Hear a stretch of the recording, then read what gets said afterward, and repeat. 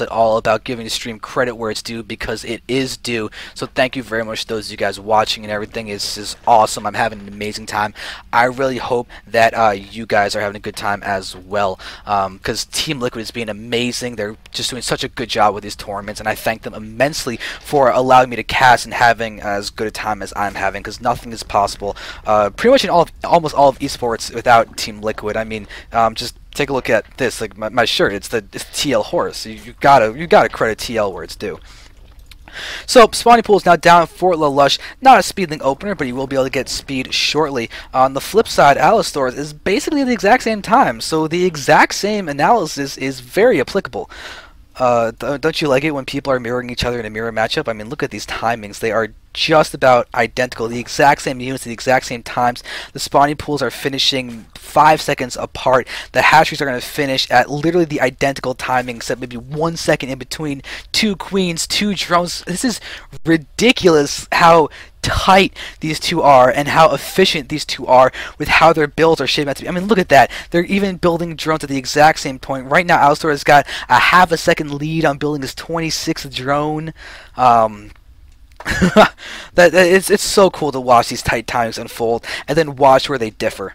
Right now, Lelouch is being the first one to throw in the metabolic boost, but I'm just having so much fun just looking at this production tab and just looking at how even it really is.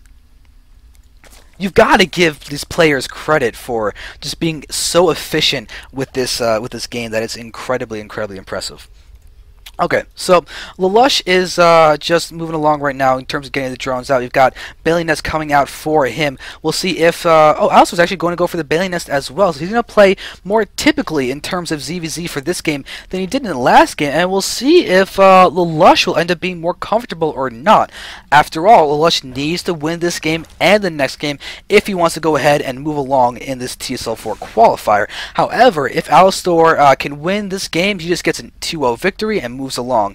Theoretically, always go to game number 3 and be much happier in that respect, because who doesn't want more StarCraft 2? I mean, I know I personally always do. So I'm hoping for a best of 3 to go to game 3. It's like the default caster answer. It's kind of cliche, but you know what? It's still true, so it's all good. It's all good at all. It's all good in the hood and all that good stuff. I don't know. But right now we're just going to go ahead and keep an eye on what these players are going to be doing. And actually, we have a very quick third from Lelouch. So it looks like he's basically repeating what he did in that last game. So it's a solid opener, so I mean, why not? We are seeing AlaStOr morphing some Bailings out right in the face of these links, and we see how they are selected. So it looks like Lelouch was watching them, so he should be able to see those Banes coming to play.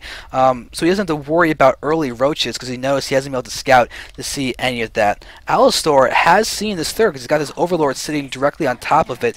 But as far as the Bailing Tech goes, he's not seen the Bailing Tech yet. But here, if AlaStOr is starting to be aggressive, but oh, there's a clear showing that the Bailing Tech is there, as it was used to pick off those guys. And oh, the Bane just begins to finish, finishes right before the egg would have been picked off. That would have been a nice pick off for Lush if he actually managed to kill that, because I mean, that 2 Bailings would have gone down. But we're having a bunch of Lings trying to push forward, and they're going to move in. Bailings are morphing from Lush here. Actually, they could get all exploded on by, there we go, they're getting hit. But Lelouch does manage to still save 3, and AlaStOr, it's like he's taking a little bit of the worst engagement there, but we're having this one Baneling.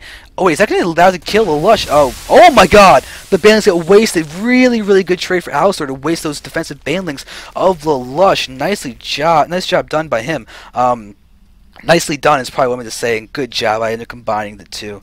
But that's what happens when you're into the, looks like the 4th hour of casting solo.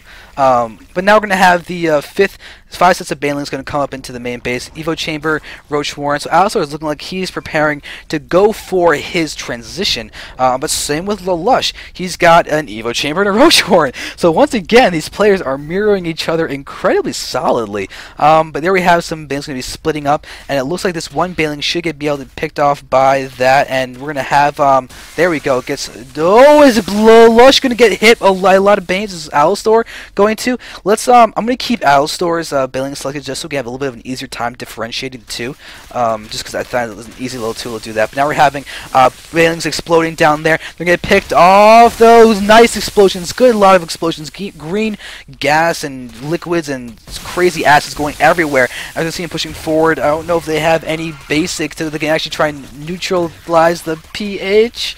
And it looks like there will be no neutralization of the pH, and there's the neutralization of the pH. That was a terrible science joke. I'm sorry, that hurt me, and I said it so much. Oh my god. Hooray being a tool and being so okay with it. It's all good. I mean, come on, acid and base joke, that's terrible. Okay, so we've got we've got the links going across the map. We're gonna start pushing in and attacking. And you're all gonna be able to see the macro hatch coming in from AlaStOr. But he is getting his Galil. His lair is done, while Lush is only halfway done. However, Lush has got his double upgrades going down, which is something that is not happening from AlaStOr. He just has his one Evo getting that +1 missile attacks. He doesn't have any spies or anything either, but Lelouch is really playing very eco-heavy. We can see he's managed to get over 10 more drones than AlaStOr, and he's continuing to drone up as well. This may actually end up being really good for him, because AlaStOr is showing signs of just sitting back right now and teching, as he's getting an infestation pit right now. So this could really, really benefit Lelouch, and he might be able to take a nice eco and tech lead in this particular game. And if that happens, AlaStOr is not going to have much of a lead. The base counts are even, but the tech will be in favor of Lelouch. The army may be slightly in favor of oh my god, it's more than slightly in favor of AlaStOr. He's got an additional half of the army of Lelouch to engage with, and if he pushes out, he may be able to do that. But in ZVZ, being the defender gives you such a healthy advantage because of how quickly your reinforcements come in, as opposed to your opponent going across the map. But here we're going to be having a +1 roach speed with a few ling push coming out from AlaStOr, but Lelouch is now ahead in the food count, and that economy, actually now it's even. Alright, alright, thank you. So now we're going to be pushing in. We've got all of these roaches coming in. They're going to be coming in attacking. We've got all of these roaches trying to defend the spine crawlers. They're up. Lelouch is reinforcing with a whole lot of roaches. As they're coming in, and we're going to see them attacking right now as all these guys are continuing to engage. We've got the roaches moving in, and they're trying to defend. Lelouch is actually using a great job of keeping these overlords in play, actually attacking with the roaches and clouding the vision of AlaStOr. But AlaStOr is looking like he doesn't have all his roaches attacking, and Lelouch is going to move in, but there we have the front line going down. Now we have all the final roach attacking for AlaStOr, but a full surround from Lelouch, and he will be able to completely destroy all of those roaches except for these few retreating guys. And now I will be able to tell Cursor that I am casting now. I said the whole thing. I'm casting now if you want to watch its replays. Smash. Okay, so we got all the roaches going across the map to try and retreat to AlaStOr's main base, as it looks like Lelouch is going to go ahead and grab a fourth base directly in the face of AlaStOr, as Lelouch is going to continue moving across the map to try and take down AlaStOr. He will have upgrades, an upgrade advantage, because Lelouch is at 1-1 and AlaStOr is only at 1-0, but the Infestor is going to be out faster for AlaStOr. He does have his patch glance almost, wait, did he mistime the Infestor building? Or did he do it perfectly? Which one's going to finish first? No! The Infestor popped out before the Patching Glance by a long shot. I don't know why I thought that was so close. But that's really bad. That means there's no fungals on this Infestor. It is just an Infestor without fungals. No fungulation can happen. But it will happen soon. I mean, once we see that, there we go. Now we got the next set of Infestors coming down. But the same thing is true for Lelouch. He's bringing out his own Infestors right now as he's continuing to go forward with these roaches to staying in the middle of the map. He wants to make sure that AlaStOr can't catch him off guard or snipe this hatchery, because it looks like Lelouch just wants to macro off of these 3 or 4 bases and try and get advantage later on. But Lelouch is going to start attacking, get attacked at this hatchery. He's going to be forced to get canceled. Lelouch does have it selected, and the cancellation does occur.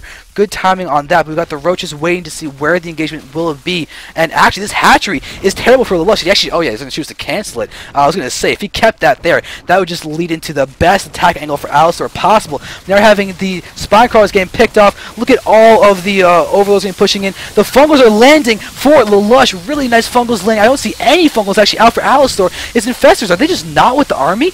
All of these Infestors with the army. Lelouch is pushing forward. He has that distinct upgrade advantage, and it's helping him out a lot in terms of the defense. as he is now just streaming forward attacking, and he just crushed AlaStOr's attack. Absolutely crushed it. And now we're going to see some fungals land for AlaStOr, but his roaches were just completely unsupported by the infestors, and now Lelouch is going to stream forward and continue to take out even more. He's going to actually be able to focus fire some of those infestors with those roaches down there at the bottom, and GG gets called by AlaStOr. So we are now at 1-1. 1-1 in the ZVZ series. I love it. We're going to game 3. I love this side in game number 3. So let's go to the next game.